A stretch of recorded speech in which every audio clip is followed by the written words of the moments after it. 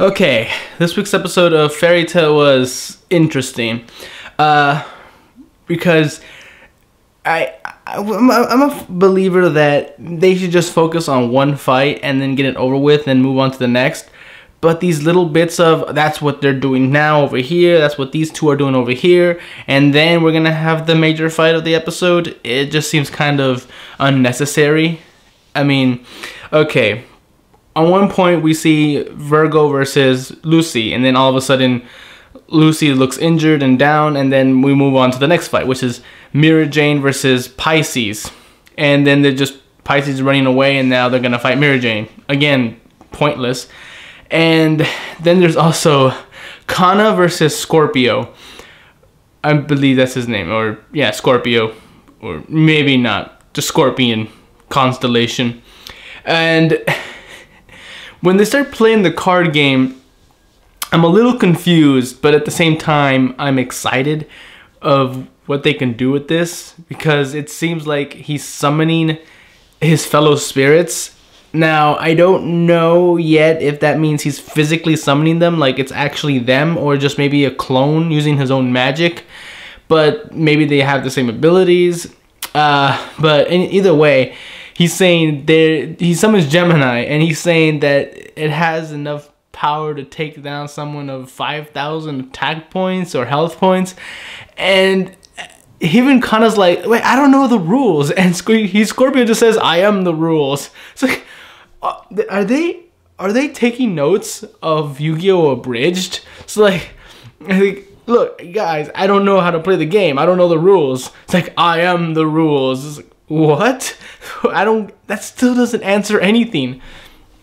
But and I usually don't talk about the previews, but the preview is supposedly saying the next episode is going to be all about this little card game between Kana and Scorpio, and that's going to be fun, because I mean, just the thought of these two playing a card game, it looks like they can summon other, fairy tale wizards and the celestial spirits, and they're constantly attacking each other, and it's just so ridiculous that I can't help but be amazed by it. I mean, this is just a short scene. I mean, probably, I don't know, maybe almost a minute long. And, and it's, for some reason, it's giving me such a lasting impression, more so than anything else in this episode. But anyway, to the main point of the episode was Wendy versus Aquarius. Now, at first I was a little confused about the whole, amusement park area that Aquarius lives in. I mean, why not a water park at least? But I'm starting to think that maybe the area that they're fighting in is supposed to be a reflection of the inner Aquarius. In fact, I'm starting to think all these celestial spirits as they are now is just an inner reflection of all the celestial spirits, like to their very core, like who they would want to be, or at least how they see themselves. And I've always thought Aquarius seemed a bit ill-tempered and quick to action, like kind of like a child throwing a tantrum. And now to see Aquarius in a child form and her area be an amusement park, and all she wants to do is play. I mean, sure, it's rough playing, almost killing Wendy, but play nonetheless. She's just a little brat. And that's kind of what Aquarius has always been, a brat who's just irritated by someone summoning her and making her do work and all that stuff.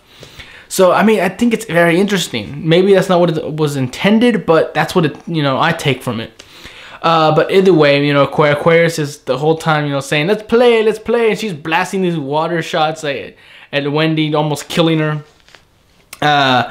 And then she just got distracted, like, oh, let's get some ice cream, oh, let's hang out, oh, let's hold hands. And I mean, it's kind of cute and adorable, but at the same time, it's unnerving. It's like, weren't you just trying to kill me? It's like, I'm not fighting, I'm not trying to kill you, I'm just playing. It's like, she has no real idea as to what she's really doing, or what she's doing is wrong.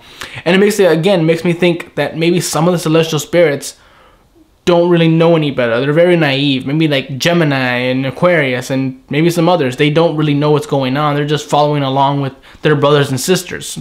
So maybe they're not all bad. They're just like, I mean, I'm not gonna, be the one guy out of the group. Like, no, that's just weird. I'm gonna go with my family. I've been with them for, I'm assuming, thousands of years. They're celestial spirits. They don't really age, so I'm assuming thousands of years. But it's just very interesting. Either way, out of nowhere, Natsu comes in, and earlier he had a fight with Loki. Then it looked like both of them were surprised by this green gas or green flame. I have no idea what it was, green gas. It just shot out in a straight, beam at them. And then, they're both surprised. It's like, what the hell? Boom, they're gone. It's like, what was that? All of a sudden, Natsu comes in, interrupting the fight between Wendy and Aquarius. Now, I don't know whether all these worlds are connected somehow, or maybe whatever blasted Natsu blasted him into a different dimension. But, he just comes flying in and, I suppose helps take down Aquarius. But not really. I mean, he's just there to be a distraction of some sorts. And it's just like, okay, why did he have to be here? I have no idea, but alright, he's there.